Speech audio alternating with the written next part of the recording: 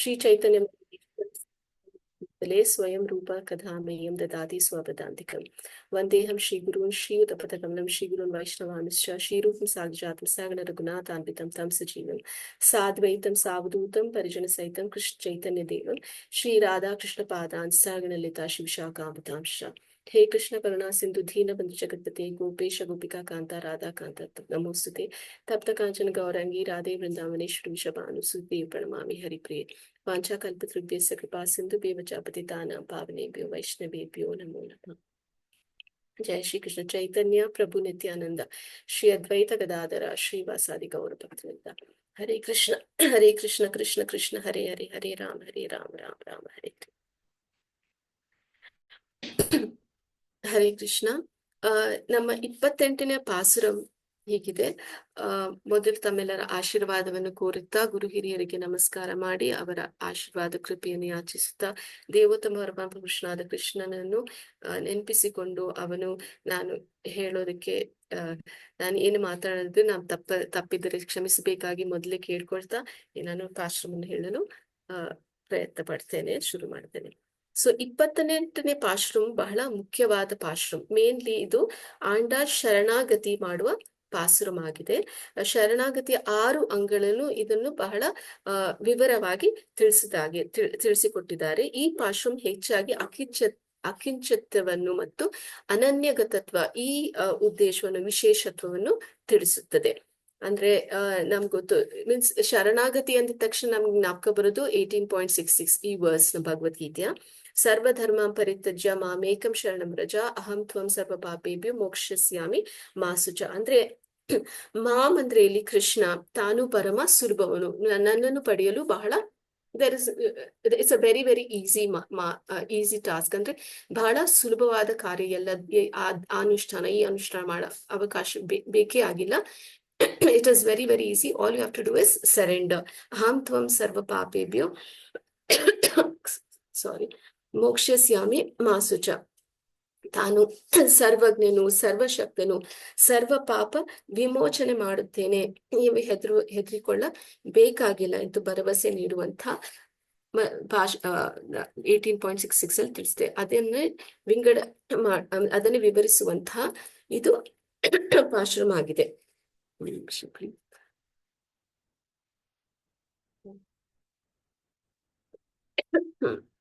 So 28ನೇ ಪಾಶ್ರಮ್ ಮೊದಲು ಕೇಳುವುದು ಅದರ ವ್ಯಾಖ್ಯಾರ್ಥ ಮತ್ತು ವಿಶೇಷಾರ್ಥವನ್ನು ತಿಳಿಸುವ ಮುಂಚೆ ನಾನು ಆ ಪಾಶ್ರಮನ್ನು ಹೇಳು ಬಯಸ್ತೇನೆ. ಇಷ್ಟು ದಿನ ಅಂದ್ರೆ ದ ಲಾಸ್ಟ್ 27 days ಬೆಳಗಿನ ಜಾವ ಎಷ್ಟು ಸುಂದರವಾಗಿ ಪಾಶ್ರಮನ್ನು ನುಡಿಸುವಂತಹ ಭಕ್ತಾದಿಗಳನ್ನು ಕೇಳ್ತಾ ಇದ್ರೆ ಆ ದಿನಾನೇ ಬಹಳ ಸುಗಮವಾಗಿ ನಡೆಯುತ್ತೆ.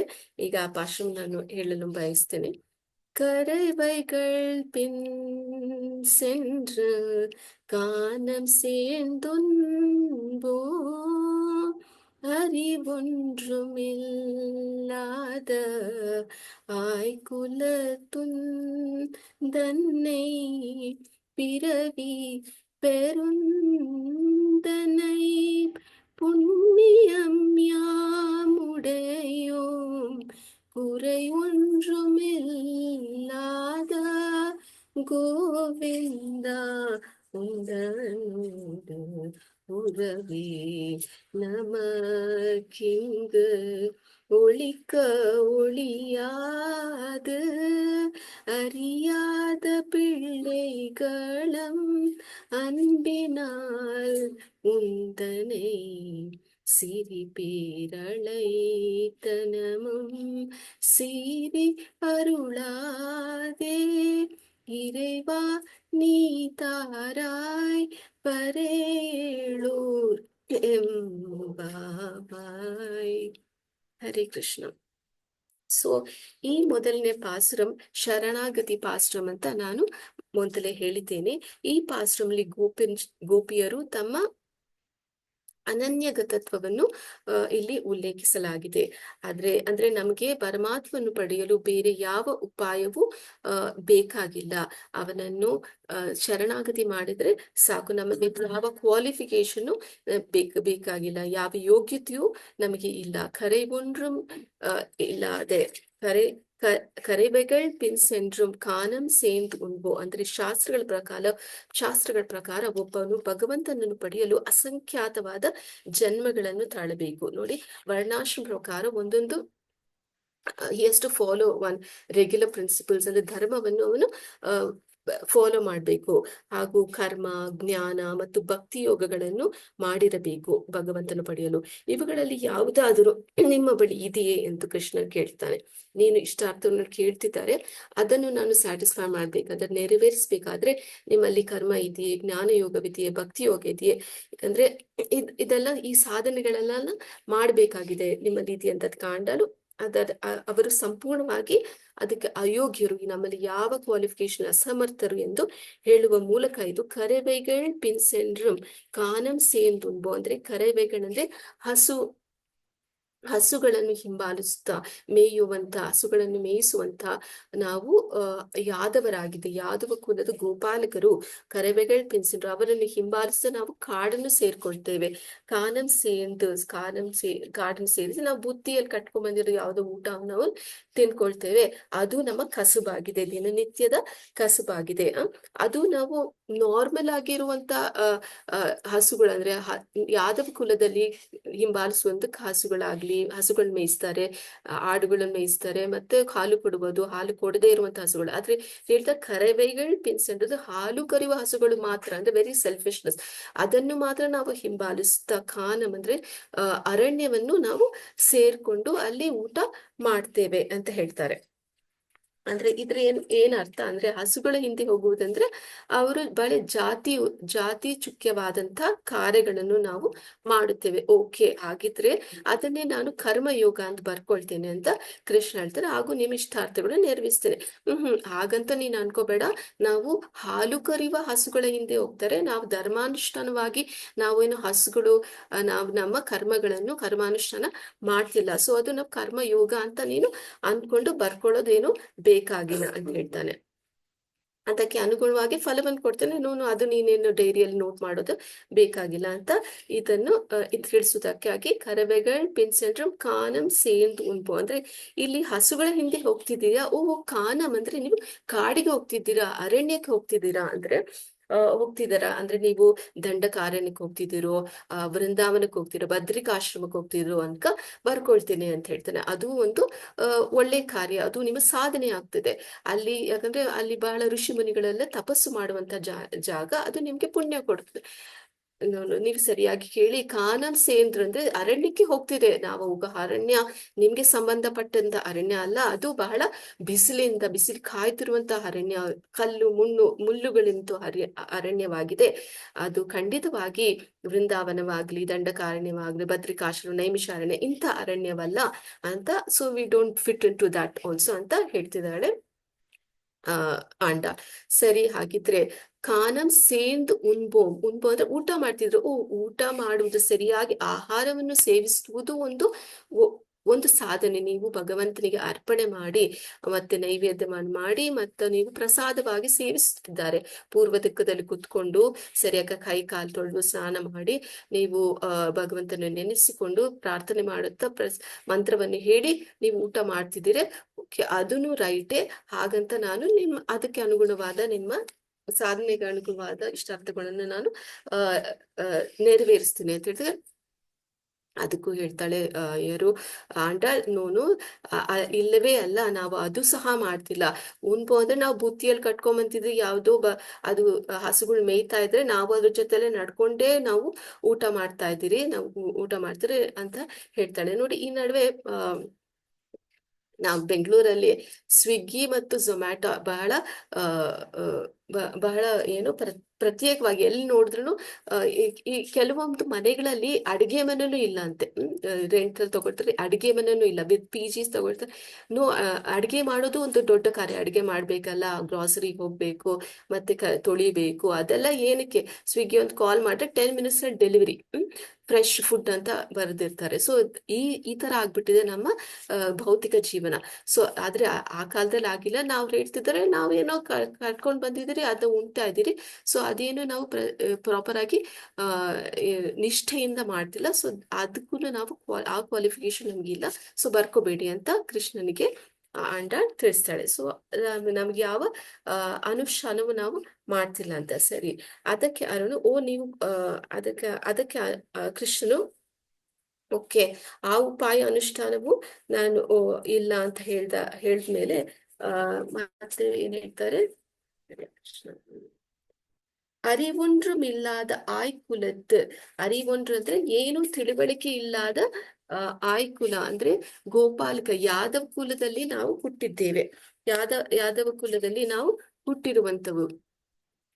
ಏನೂ ತಿಳಿದ ಜ್ಞಾನವಿಲ್ಲದ ವರ್ಣಾಶ್ರಮ ಧರ್ಮದಲ್ಲಿ ನಾವು ಬಹಳ ಲೋಯೆಸ್ಟ್ ರಂಗಲ್ಲಿ ಕೆಳಮಟ್ಟದ ಇದ್ರಲ್ಲಿ ನಾವು ಹುಟ್ಟಿದ್ದೇವೆ.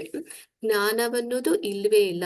ಸರಿ, ಜ್ಞಾನ ನಿಮ್ಗೆ ಇಷ್ಟು ಏನೋ ನಿಮ್ಮದು ಸುಕೃತಿ ಇರ್ಬೋದು, ಸ್ವಲ್ಪ ಆದ್ರೂ ನಿಮಗೆ ಜ್ಞಾನವಿರ್ಬೋದು, ಹಾಗಂತ ನಾನು ಬರ್ಕೊಳ್ತೀನಿ. ಇಲ್ಲ ನಮ್ಗೆ ಅರಿವೊಂಡ್ರು ಇಲ್ಲ. ನೋಡಿ, ಈ ಅರಿವೊಂಡ್ರು ಇಲ್ಲ ಅಂದ್ರೆ ಸೂಪರ್ಲೇಟಿವ್, ಗುಡ್ ಬೆಟರ್ ಬೆಸ್ಟ್ ಅಂತ. ಗುಡ್ ಅಂದ್ರೆ ನಮ್ಗೆ ಜ್ಞಾನ ಇಲ್ಲ, ಸ್ವಲ್ಪವೂ ಜ್ಞಾನವಿಲ್ಲ, ಎಳ್ಳಷ್ಟು ನಮಗೆ ಜ್ಞಾನ ಇಲ್ಲ ಅಂದ್ರೆ ಅಬ್ಸಲ್ಯೂಟ್ಲಿ ಝೀರೋ ಕ್ವಾಲಿಫಿಕೇಶನ್ ನಮ್ದು. ಅಂಥ ಕುಲದಲ್ಲಿ ನಾವು ಹುಟ್ಟಿದ್ದೇವೆ. ಹಾಗಂತ ನಮ್ಗೆ ಯಾವ ಸುಕೃತಿನೂ ಇಲ್ಲ, ನಮ್ಗೆ ಇಲ್ಲ. ಅದಕ್ಕಾಗಿ ನಾವು ಅಂಥ ಕುಲದಲ್ಲಿ ನಾವು ಯಾದವ ಕುಲದಲ್ಲಿ ಹುಟ್ಟಿದ್ದೇವೆ. ಅದಕ್ಕೆ ನನ್ಗೊಂದು ಸ್ಟೋರಿ ಜ್ಞಾಪಕ ಬರ್ತಿದೆ. ಒಂದು ಅಗಸನಂತೆ ಧೋಬಿ ಬಟ್ಟೆ ಒಗೆದಕ್ಕೆ ಕೆರೆ ತೀರದಲ್ಲಿ ಹೋಗಿ ಅವ್ನ್ ಬಟ್ಟೆ ಕಸಬು ಮಾಡ್ತಿದ್ದಾನೆ. ದಿನನಿತ್ಯದ ಕಸಬು ಮಾಡ್ತಾ ಬಟ್ಟೆ ಒಗಿತಾ ಇರ್ಬೇಕಂದ್ರೆ ಅಧ್ಯಾಪಕರು, ಪ್ರಾಥಮಿಕ ಶಿಕ್ಷಕರು ಒಬ್ರು ನದಿಯಲ್ಲಿ ಮುಳುಗ್ತಾ ಇರ್ತಾರಂತೆ. ಅವ್ರಿಗೆ ಕೈ ತೊಳೆದು ಹೋಗ್ತಿರ್ತಾರೆ. ನದಿಯಲ್ಲಿ ಮುಳುಗ್ಬೇಕಾದ್ರೆ ಕಾಪಾಡಿ ಅಂತ ಕೂಗ್ಕೊಳ್ತಾ ಇರ್ಬೇಕಂದ್ರೆ ಧೋಬಿ ಅದನ್ನ ನೋಡಿ ಅವನನ್ನ ಕಾಪಾಡೋದಕ್ಕೆ ಅವನು ಒಗ್ದಿಟ್ಟಂತ ಸೀರೆಗಳೆಲ್ಲ ಗಂಟು ಹಾಕಿ ಉದ್ದವಾಗಿ ಹಗ್ಗ ತರ ಮಾಡ್ದು ಅಧ್ಯಾಪಕನಿಗೆ ಎಸ್ದಾಗ ಅಧ್ಯಾಪಕ ಹಿಡಿದು ದಡ ಸೇರ್ಕೊಳ್ತಾರಂತೆ. ಅದಕ್ಕೆ ಅದಕ್ಕೆ ನಾನು ಥ್ಯಾಂಕ್ ಯು ಸೋ ಮಚ್. ಈಗ ನಾನು ನಿನ್ಗೆ ಏನು ನಾನು ಅದಕ್ಕೆ ಪ್ರತಿಯೊಬ್ಬರಾಗಿ ಏನ್ ಬೇಕು ನಿನ್ಗೆ ಅಂತ ಹೇಳಿದಾಗೆ ಅಗಸ ಹೇಳ್ತಂತೆ, ನನ್ನ ಮಗನಿಗೆ ನೀನು ವಿದ್ಯಾಭ್ಯಾಸ ಕಲಿಸು ಅಂದಾಗೆ ಏನು ಅಧ್ಯಾಪಕರು ಹೇಳ್ತಾರಂತೆ. ವಿದ್ಯಾಭ್ಯಾಸ ಆಯ್ತಪ್ಪ, ವಿದ್ಯಾಭ್ಯಾಸ ಕಳಿಸ್ತೇನೆ. ನಿಮ್ಮ ಮಗ ಎಷ್ಟು ವಯಸ್ಸು ಅಂದಾಗ 15 ವಯಸ್ಸ ಆಯ್ತು. ಅದಕ್ಕೆ 15 ವಯಸ್ಸ ಆಯ್ತು, ನಿಮ್ಮ ಮಗ ಸ್ಕೂಲ್ಗ ಎಲ್ಗ ಕಾಲೇಜ್ಗೆ ಏನಾದ್ರು ಹೋಗ್ತಿದ್ದಾನ? ಅವ್ರ ಪ್ರಾಥಮಿಕ ಶಿಕ್ಷಕರ. ಸೊ ಅಯ್ಯೋ ಇಲ್ಲ ಸ್ವಾಮಿ, ಅವ್ನಿಗೆ ಸ್ಕೂಲ್ ಇಲ್ಲ, ಕಾಲೇಜ್ ಇಲ್ಲ, ಬಿಟ್ಬಿಡಿ. ಅವನು ಶಾಲೆ ನೆರಳು ನೋಡಿಲ್ಲ, ಅವನೇನು ನಾನು ನೋಡ್ಲಿಲ್ಲ, ನಮ್ಮ ತಂದೆನೂ ನೋಡಿಲ್ಲ, ನಮ್ಮ ತಾತ ಮುತ್ತಾದ್ರು ನೋಡಿಲ್ಲ, ವಂಶ ಪಾರಂಪರ್ಯಲ್ಲೂ ಯಾರು ನಮ್ಮ ಸ್ಕೂಲ್ ಮುಖಾನೇ ನೋಡ್ಲಿಲ್ಲ ಅಂದ್ರೆ. ಹಾಗಿದ್ರೆ ಹೇಳ್ತಾರಂತೆ ಅಧ್ಯಾಪಕರು, ಹಾಗಿದ್ರೆ ಪ್ಲೀಸ್ ನನ್ನ ಮತ್ತೆ ನದಿಗೆ ತಳ್ಬಿಡಿ. ಅಂದ್ರೆ ಒಂದ್ ಸ್ವಲ್ಪವೂ ಜ್ಞಾನವೇ ಇಲ್ಲ. ಈಗ ವಯಸ್ಕರ ಶಿಕ್ಷಣ ಅದು ಇದಿದೆ, ಆದ್ರೆ ಆ ಕಾಲದಲ್ಲಿ ಒಂದ್ ಸ್ವಲ್ಪ ಝೀರೋ ಕ್ವಾಲಿಫಿಕೇಶನ್ ಹೇಗೆ ನಾನು ಪಾಠ ಮಾಡ್ಲಿ ಅಂದ್ರೆ ಅಂತ ಅಷ್ಟು ಎಳ್ಳಷ್ಟು ನಮಗೆ ಜ್ಞಾನವಿಲ್ಲ ಎಂದು ಹೇಳೋದಕ್ಕೆ ನಾನು ಈ ಕಥೆಯನ್ನು ತಿಳಿಸ್ದೆ. ಸೊ ಹೀಗಾಗಿ ಆಂಡಾಳ್ ಹೇಳ್ತಾನೆ, ನಮ್ಗೆ ಜ್ಞಾನವಿಲ್ಲ, ಜ್ಞಾನ ಅನುಷ್ಠಾನವು ನಮ್ಗೆ ಝೀರೋ ಕ್ವಾಲಿಫಿಕೇಶನ್ ಅಂತ ಹೇಳ್ತಾಳೆ. அறிவொன்றும் இல்லாத ஆய்குலத்து ಉಂದನೆ ಪಿರವಿ ಪೆರುಂದನೆ ಪುಣ್ಯಂ ಯಾಮ್ ಉಡಯೋಂ. ಅಂದ್ರೆ ಈಗ ಸರಿ ಹಾಗಿದ್ರೆ ಓಕೆ, ಆದ್ರೆ ಮತ್ತೆ ಒಂದು ವಿಷಯ ಅಂತ ಹೇಳ್ತಾಳೆ ಯಾರು, ಆಂಡಾಳ್. ಒಂದು ಪುಣ್ಯ ಅಂತೂ ನಾವು ಮಾಡಿದ್ದೀರಿ. ಪಿರವಿ ಪೆರುಂದನೆ ಪುಣ್ಯಂ ಪುಣ್ಯಂ ಪುಣ್ಯ ಮಾಡಿದ್ದೀರಿ. ಪುಣ್ಯಂ ಯಾಮ್ ಉಡಯಂ ಅಂದ್ರೆ ನೀವು ನಮ್ಮ ಕುಲದಲ್ಲಿ ಹುಟ್ಟಿದ್ದೇವೆ. ಅಂದ್ರೆ ನಮ್ಮನ್ನು ರಕ್ಷಣೆ ಮಾಡುವುದಕ್ಕಾಗಿ ಹಾಗೂ ನಮ್ಮ ಜೊತೆ ಒಡನಾಟವಾಡುವುದಕ್ಕಾಗಿ ನೀನು ನಮ್ಮ ಕುಲದಲ್ಲಿ ಹುಟ್ಟಿಕೊಂಡು, ಗೋಪಾಲ ಕುಲದಲ್ಲಿ ನೀವು ಹುಟ್ಟಿರುವುದೇ ನಮ್ಮ ಪರಮ ಪುಣ್ಯ ಅಂದ್ರೆ ಹೆಮ್ಮೆ ಅಂತ ಹೇಳ್ತಾಳೆ. ಇದೇ ನಮ್ಮ ಹೈಯೆಸ್ಟ್ ಕ್ವಾಲಿಫಿಕೇಶನ್ ಅಂತ ಹೇಳ್ಬೋದು. ಹೀಗಾಗಿ ಇದೊಂದು ನಮ್ಮ ಪ್ಲಸ್ ಪಾಯಿಂಟ್ ಆಗಿದೆ, ನಮ್ಮ ಬ್ರೌನಿ ಪಾಯಿಂಟ್ ಅಂದ್ರೆ ಟ್ರಂಪ್ ಕಾರ್ಡ್. ಅಂದ್ರೆ ನೀನು ನಮ್ಮ ಕುಲದಲ್ಲಿ ಇರುವುದೇ ನಮ್ಮ ದೊಡ್ಡ ಪುಣ್ಯವಾಗಿದೆ. ಇದಕ್ಕಾಗಿ ಅಟ್ಲೀಸ್ಟ್ ನೀನು ನಮ್ಮ ಇಷ್ಟಾರ್ಥಗಳನ್ನು ನೆರವೇರಿಸ್ಬೇಕು ಅಂತ ಹೇಳ್ತಾಳೆ. ಅಂದ್ರೆ ಯಶೋದೆಯು ಕೃಷ್ಣನನ್ನು ಮಗನಾಗಿ ಪಡೆದುದರಿಂದ ಆ ಪುಣ್ಯ ಅವಳಿಗೆ ಲಭಿಸಿದೆ. ಅವಳಿಗೆ ನೆಂಟರಾಗಿರುವುದರಿಂದ ಅದು ನಮಗೆ ಪ್ಲಸ್ ಪಾಯಿಂಟ್ ಅಲ್ವೇ. ಹೀಗಾಗಿ ನೀವು ಅದಕ್ಕಾಗಿ ಆ ವಿಶೇಷ ಗುಣ ಇರುವುದರಿಂದಾಗಿ ನೀವು ನಮ್ಮ ಇಷ್ಟಾರ್ಥಗಳನ್ನು ಹಾಗೂ ನಮಗೆ ಅನುಗ್ರಹವನ್ನು ಮಾಡಬೇಕು ಎಂದು ಕೃಷ್ಣನಲ್ಲಿ ಪ್ರಾರ್ಥನೆ ಮಾಡ್ಕೊಳ್ತಾಳೆ. ಸರಿ, ಅದಾದ್ಮೇಲೆ ಹೇಳ್ತಾಳೆ, ಅದಕ್ಕೆ ಕೃಷ್ಣ ಹೇಳ್ತಾರೆ, ಓಹೋ ಹಾಗೆಯೋ. ಹ್ಮ್ ಹಾಗೆಯೋ ಹಾಗಿದ್ರೆ ಆ ಮತ್ತೆ ಹೇಳ್ತಾಳೆ, ಕುறையொன்றும் இல்லாத ಗೋವಿಂದ ಉಂದನೋಡು ಉರವೇಲ್ ನಮಕ್ಕಿಂಗು ಒಳಿಕ್ಕ ಒಳೆಯಾದೆ. ಅದು ಅಷ್ಟೇ ಅಲ್ಲ, ಅದಕ್ಕೆ ಕೃಷ್ಣನು ಒಂದು ನಿಮಿಷ.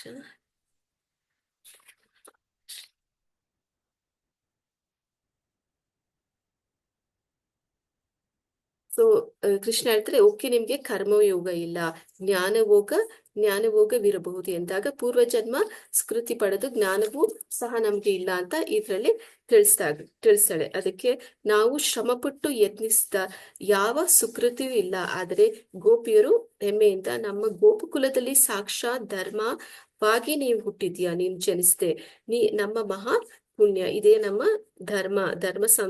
ಧರ್ಮವಂ ಸನಾತನಂ.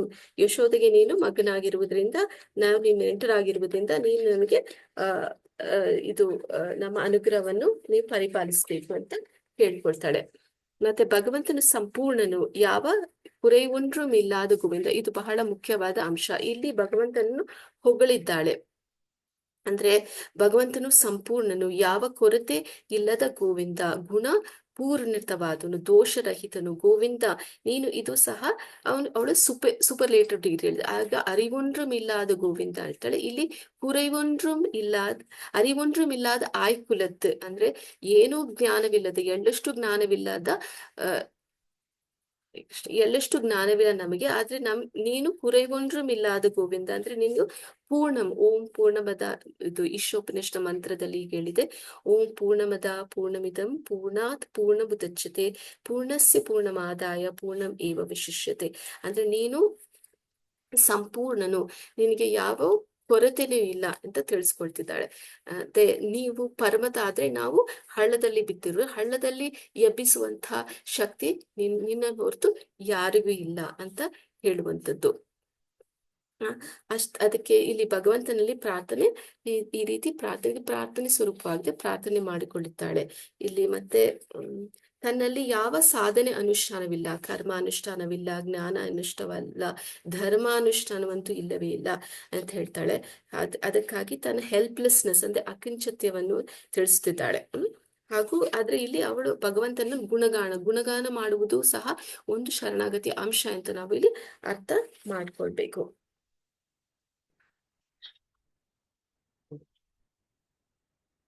ಕೃಷ್ಣನು, ಓಕೆ ಆಗಿದ್ರೆ ನಿನ್ನ ಇಷ್ಟಾರ್ಥ ಪೂರೈಸ್ತೇನೆ ಹೊಗಳದ್ಮೇಲೆ, ಓಕೆ ಓಕೆ ಸರಿ ಹಾಗಿದ್ರೆ ನಿನಗೂ ನಮ್ಗೆ ಯಾವ ಸಂಬಂಧ ಇದೆ.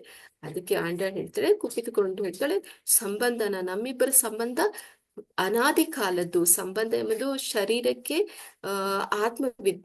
ಆತ್ಮಕ್ಕೆ ಪರಮಾತ್ಮನಾಗಿ ನಮ್ಮಿಬ್ಬರ ಸಂಬಂಧವಾಗಿದೆ. ಇದು ಅನಾದಿ ಕಾಲದ ಸಂಬಂಧವಾಗಿದೆ. ಉಂದನ್ನೋಡು ಉರವೇಲ್ ನಮಕ್ಕೆಂಗು ಒಳಿಯಾದ. ಇದನ್ನು ನೀನಾಗ್ಲಿ ನಾವಾಗ್ಲಿ ಬಿಡಿಸಲಾರದಂತ ಸಂಬಂಧ, ಬಹಳ ಹತ್ತಿರದ ಸಂಬಂಧ, ಬಹಳ ಸ್ಥಿರವಾದ ಸಂಬಂಧ, ನಿಕಟವಾದ ಸಂಬಂಧ ಅಂತ ಹೇಳ್ತಾರೆ. ಜೀವಾತ್ಮ ಪರಮಾತ್ಮನಿರುವ ಸಂಬಂಧ ಇದು. ಅಂದ್ರೆ ನಮ್ಮದು ಅನಾದಿ ಕಾಲದ ಸಂಬಂಧ, ಒಂದು ಸಂಬಂಧ, ನವವಿಧ ಸಂಬಂಧ ನಮ್ಮಿಬ್ಬರದು. ಯಾವ ಸಂಬಂಧ ಅಂತ, ಪರಮಾತ್ಮನು ರಕ್ಷಕನಾದ ಸಂಬಂಧ, ಆದ್ರೆ ನಾವು ರಕ್ಷಕರು. ಭಗವಂತನು ಯಜಮಾನನಾದ್ರೆ ನಮ್ಮ ಸಂಬಂಧ ಅವನು ದಾಸರಾಗಿ, ಭಗವಂತನು ನಮಗೆ ಬಾದ್ರನಾದ್ರೆ ನಾವು ಭಾರ್ಯನಾಗಿ, ಭಗವಂತನು ಜ್ಞೇಯನಾದ್ರೆ ನಾವು ಜ್ಞಾತರಾಗ ಸಂಬಂಧ, ಭಗವಂತನು ಸ್ವಾಮಿ ಆದ್ರೆ ನಾವು ಸ್ವತಃ ಇರುವಂತ ಸಂಬಂಧ, ಭಗವಂತ ನಮಗೆ ಆಧಾರವಾದ್ರೆ ನಾವು ಆಧೇಯ. ಈ ರೀತಿಯ ಸಂಬಂಧ ನಮ್ಮದು. ನಿಮ್ಮ ಸಂಬಂಧ ಇಲ್ಲವಂತ ಹೇಳ್ತೀಯ.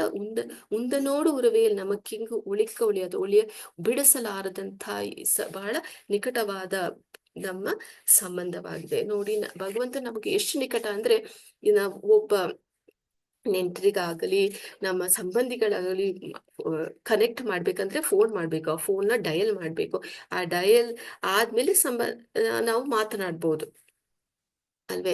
ಇಲ್ಲ ಎದುರು ಬೆದರಿ ಸಿಕ್ಕಿದ್ರೆ ಮಾತನಾಡ್ತಾರೆ. ಭಗವಂತನಲ್ಲಿ ನಾವು ಸಂಬಂಧ ಬೆಳೆಸ್ಬೇಕಾದ್ರೆ ಇಟ್ಸ್ ಜಸ್ಟ್ ಕ್ಷಣ ಮಾತ್ರ. ಭಗವಂತ ನೆನಪಿಸಿದ್ರೆ ಸಾಕು, ಭಗವಂತನ ಕೃಷ್ಣ ಅಂತ ಹೇಳಿದ್ರೆ ಸಾಕು, ನಮ್ಮ ಸಂಬಂಧ ಅಲ್ಲಿ ಕೂಡಿಕೊಳ್ತೇವೆ. ಅದು ಭಗವಂತ ನಮ್ಮಲ್ಲೇ, ನಮ್ಮ ರೋಮಗಳೇ ನಮ್ಮ ಹೃದಯ ಕಮಲದಲ್ಲಿ ನೆಲೆಸಿರುವಂತರ ಪರಮಾತ್ಮನಾಗಿ ಇರುವುದರಿಂದ ನಮ್ಮ ಸಂಬಂಧ ಸದಾ ಕಾಲದ್ದು. ಎಲ್ಲಾ ಸಂಬಂಧಗಳು ಬಿಟ್ಟು ಹೋದ್ರು ಭಗವಂತನಲ್ಲಿ ಸಂಬಂಧ ಎಂದಿಗೂ ಒಡೆಯಲಾರದ ಸಂಬಂಧ ಅಂತ ತಿಳಿಸುವಂತಹ ವಾಕ್ಯವಾಗಿದೆ ಇದು. ಸೊ ಇದು ಸಂಬಂಧ ಜ್ಞಾನವಂತೂ ಎತ್ತಿ ಹಿಡಿಯುವಂತ ಪಾಶಮಾಗಿದೆ. ಮತ್ತೆ ಅದಾದ್ಮೇಲೆ ಅರಿಯಾದ ಪಿಳ್ಳಿಗಳು ಅನ್ಬಿನಾಲ್ ಉಂದನೆ, ಅಂದ್ರೆ ಸಿರುಪೇರ್ ಅಳೆತನமும் ಸೀರಿ ಅರುಳಾದೆ ಅಂತ ಹೇಳ್ತಾಳೆ. ನಾವು ಏನು ಅರಿಯದ ಬಾಲಕರು, ನಿನ್ನನ್ನು ಪ್ರೀತಿ ಅಂತ ಬಹಳ ಚಿಕ್ಕ ಚಿಕ್ಕ ಹೆಸರಿಂದ ಕರೆದಿದ್ದೇವೆ, ಪ್ಲೀಸ್ ಕೋಪಿಸ್ಕೊಳ್ಬೇಡ. ನಾವು ನಮ್ಗೆ ಏನು ತಿಳಿಯದೆ ಅದಕ್ಕೆ ಅದಾದ್ಮೇಲೆ ಹೇಳ್ತಾರೆ ನೋಡಿ, ಹಿಂದೆ 25 ಪಾಶ್ರಮಲ್ಲಿ ನಿನ್ನ ದೊಡ್ಡ ದೊಡ್ಡ ಹೆಸರುಗಳನ್ನು ಕರೆದು ಕೂಗ್ತಿದೆ. ನಾರಾಯಣ, ಮೊದಲ್ವಾನ್, ಮಾಯಿನೇ, ಉತ್ತಮುಡಯ್ಯ, ಪೆರಿಯ, ಈ ರೀತಿ ಎಲ್ಲ ಕರೆದೇವೆ. ಈಗ ಈಗ ಅವಳೇನ್ ಕರೀತಾಳೆ, ಗೋವಿಂದನ್ ಸಣ್ಣ ಹೆಸರು, ಆವಾಗಲೇ ಗೋವಿಂದಂದ ಕರೆಸ್ತೀನಿ, ನೀನು ಒಲ್ದು ಬಿಡ್ತಿದ್ದೇನೋ ಅಂದ್ರೆ ಅದಕ್ಕಾಗಿ ನಾವು ಆಗ ದೊಡ್ಡ ದೊಡ್ಡ ಹೆಸರಿಂದ ನೀನ್ ಕರೆದೆ, ನೀನು ಪ್ಲೀಸ್ ಅದಕ್ಕಾಗಿ ಕೋಪಿಸ್ಕೊಳ್ಬೇಡ, ಸಿಟ್ಟಾಗ್ಬೇಡ, ಸಿರಿ ಅರುಳಾದೆ, ಕೋಪಿಸ್ಬೇಡ, ಸಿಟ್ಟಾಗ್ಬೇಡ, ಎಗರಾಡ್ಬೇಡ ಅಂತ ಹೇಳ್ತಿದ್ದಾಳೆ. ಅಂದ್ರೆ ಇದೇನಂದ್ರೆ ಭಗವಂತನಿಗೆ ಅವನ್ ನೋಡಿ, ತಂದೆ ತಾಯರಿಗೂ ಸಹ ನಾವು ಅಪ್ಪ ಅಮ್ಮ ಅಂತ ಕೇಳಿದ್ರೆ ಅವರು ತೃಪ್ತಿ ಆಗ್ತಾರೆ. ಅದನ್ ಬಿಟ್ಟು ನಾವು ಅವ್ರ ಕ್ವಾಲಿಫಿಕೇಶನ್, ಅವ್ರ ದೊಡ್ಡ ದೊಡ್ಡ ಉದ್ಯೋಗದಲ್ಲಿದ್ದಾರೆ. ಈಗ ವೆಸ್ಟರ್ನ್ ಕಂಟ್ರೀಸ್ ಅಲ್ಲೂ ತಾಯಿ ತಂದ್ರೆ ಅಪ್ಪ ಅಮ್ಮ ಅಂತ ಕರೀತಾರೆ, ಮಮ್ಮಿ ಡ್ಯಾಡಿ ಅಂತ ಕರೀತಾರೋ ಇಲ್ಲ, ಕೆಲವು ಮಿಸ್ಟರ್ ಇದು, ಮಿಸ್ಸಸ್ ಇದು, ಆ ತರನು ಕರೆಯೋದುಂಟು. ಸೊ ಈ ತರ ಕರೆದ್ರೆ ಅವ್ರು ಖುಷಿ ಆಗಲ್ಲ, ತೃಪ್ತಿ ಪಡೆಯೋದು ಅಮ್ಮ ಅಪ್ಪ ಅಂತ ಕರೆದ್ರೆ. ಇದೇ ರೀತಿ ಗೋವಿಂದ ಅಂತ ಪ್ರೀತಿ ಪೂರ್ವಕವಾಗಿ, ಅನ್ಬಿನಾಲ್ ಅಂದ್ರೆ ಪ್ರೀತಿ ಪೂರ್ವವಾಗಿ ನಾನು ಆಗ್ಲೇ ಕರ್ತಿದ್ರೆ ನೀನು ಒಲಿತಿದ್ದೇನು, ನಾವು ಆಗ ದೊಡ್ಡ ದೊಡ್ಡ ಹೆಸರು ಕರೆದ್ರಿ, ಪ್ಲೀಸ್ ನೀನ್ ಅದಕ್ಕಾಗಿ ಕೋಪಿಸ್ಕೊಡ್ಬೇಡ. ನಮ್ಗೆ ತಿಳಿಯದೆ ನಾವು ಈ ರೀತಿ ಹರಿಯಾದ ಸಣ್ಣ ಸಣ್ಣ ಮಕ್ಕಳು, ನಾವು ಹರಿಯಾದ ಪಿಳ್ಳೆಗಳು ಆ ರೀತಿ ಕರೆದಿದ್ರು, ಪ್ಲೀಸ್ ನೀನು ಕುಪಿತುಕೊಳ್ಬೇಡ ಅಂತ ಕೇಳಿಕೊಳ್ಳುವಂತ ವಾಕ್ಯ. ಅಂದ್ರೆ ತಮ್ಮ ಬಹಳ ಕೀಳುತನವನ್ನು ಕೂಡ ತಮ್ಮ ಹೆಲ್ಪ್ಲೆಸ್ ನನ್ನು ಕೂಡ ಹೇಳ್ಕೊಳ್ತಾರೆ. ಫಾರ್ಗಿವ್ನೆಸ್ ನಲ್ಲಿ ತಾನು ತಪ್ಪು ಮಾಡಿದ್, ನಾವು ಎಷ್ಟೋ ಪಾಪಗಳನ್ನು ಮಾಡಿದ್ದೇವೆ, ತಿಳಿದು ಮಾಡಿದಿರುವಂತ ಪಾಪಗಳನ್ನು ಕ್ಷಮೆಯಾಪನೆ ಇದು ಕೇಳ್ಕೊಳ್ಳುವುದು ಕೂಡ ಇದು ಒಂದು ಅಂಗವಾಗಿದೆ. ಅಷ್ಟೇ ಅಲ್ಲ, ಲಾಸ್ಟ್ ಅಲ್ಲಿ ಏನ್ ಹೇಳ್ತಾಳೆ ಅಂದ್ರೆ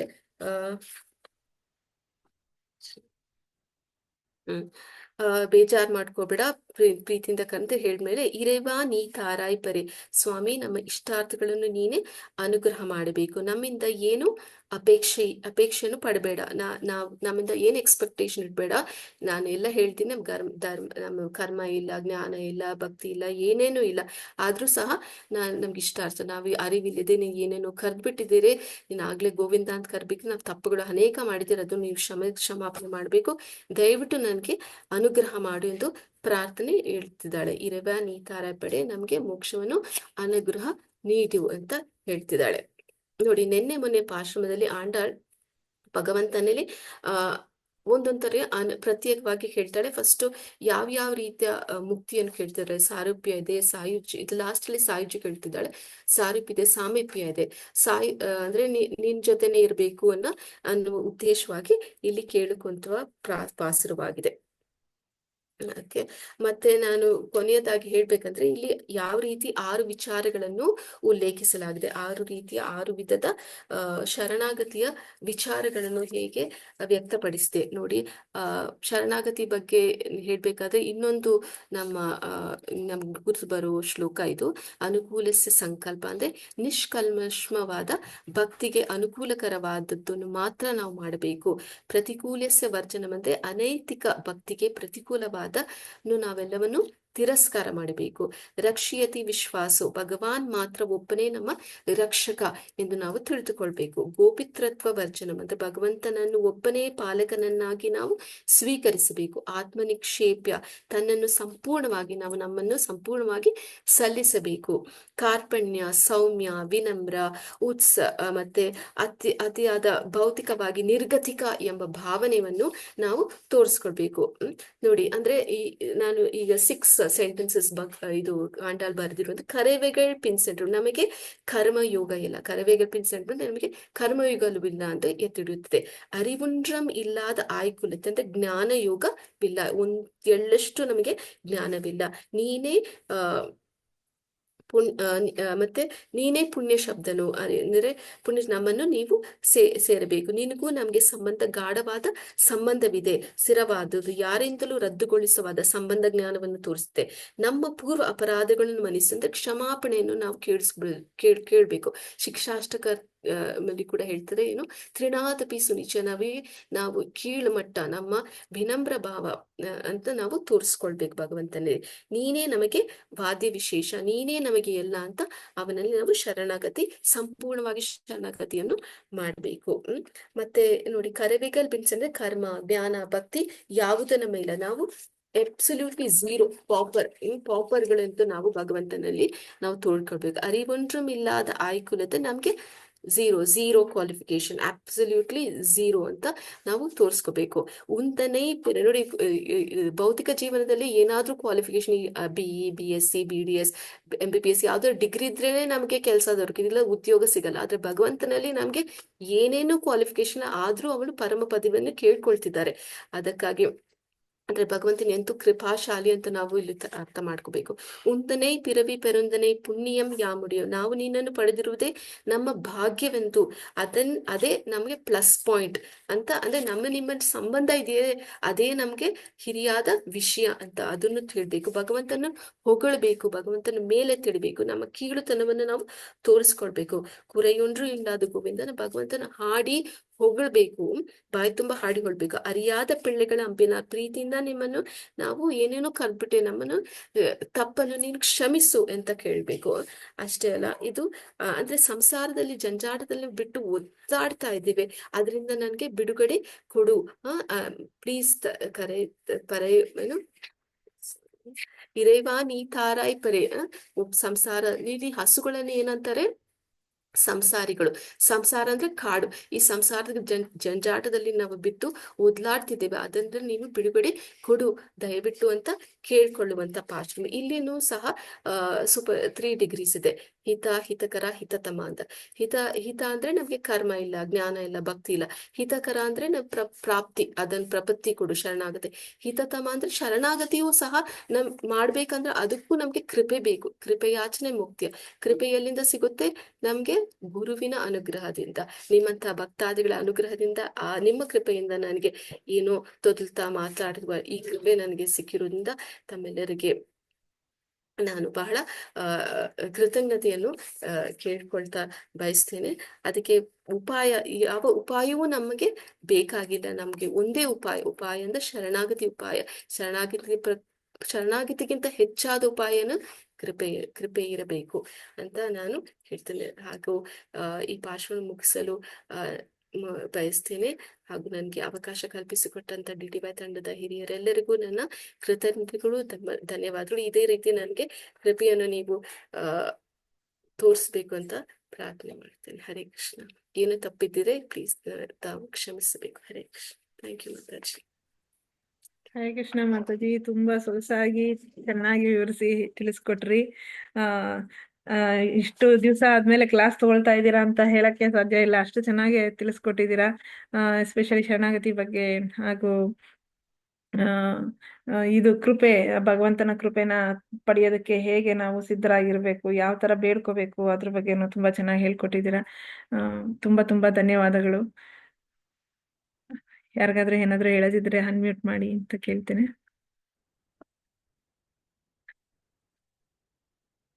You have got so many comments also, Mataji, messages. Okay. ವಾಂಚಾ ಕಲ್ಪತರುಭ್ಯಶ್ಚ ಕೃಪಾ ಸಿಂಧುಭ್ಯಶ್ಚ ಪತಿತಾನಾಂ ಪಾವನೇಭ್ಯೋ ವೈಷ್ಣವೇಭ್ಯೋ ನಮೋ ನಮಃ. ಹರಗ್ರೇಸ್ ತನುಜ ಮಾತಾಜಿ ಕಿ ಜೈ. ಹರಿ ಕೃಷ್ಣ ಮಾತಾಜಿ. ತುಂಬಾ ತುಂಬಾ ಧನ್ಯವಾದಗಳು. ಹೀಗೆ ಮುಂದಿನ ಕ್ಲಾಸ್ ಕೊಡ್ತಾ ಇರಿ, ನಿಮ್ ಟೈಮ್ ಶೆಡ್ಯೂಲ್ ಬಿಸಿ ಇದ್ರು ಕೂಡ ಅಂತ ಕೇಳ್ಕೊಳ್ತೇವೆ. ನಮ್ ಕನ್ನಡ ಕಲ್ಪವೃಕ್ಷ ಕೊಡಕ್ ನಿಮ್ಗೆ ಕಷ್ಟ ಆಗ್ತಾ ಉಂಟು, ಬಟ್ ಅಟ್ಲೀಸ್ಟ್ ಇವಾಗ ಮಾರ್ನಿಂಗ್ ಇದ್ದಿದ್ರಿಂದ ಸ್ವಲ್ಪ ನಿಮ್ಗೆ ಈಸಿ ಆಯ್ತು. ತುಂಬಾ ಧನ್ಯವಾದಗಳು ಮಾತಾಜಿ. ಹರಿ ಕೃಷ್ಣ. ಮೇನ್ ರೂಮ್ಗೆ ಹೋಗೋಣ. ಹರೇ ಕೃಷ್ಣ.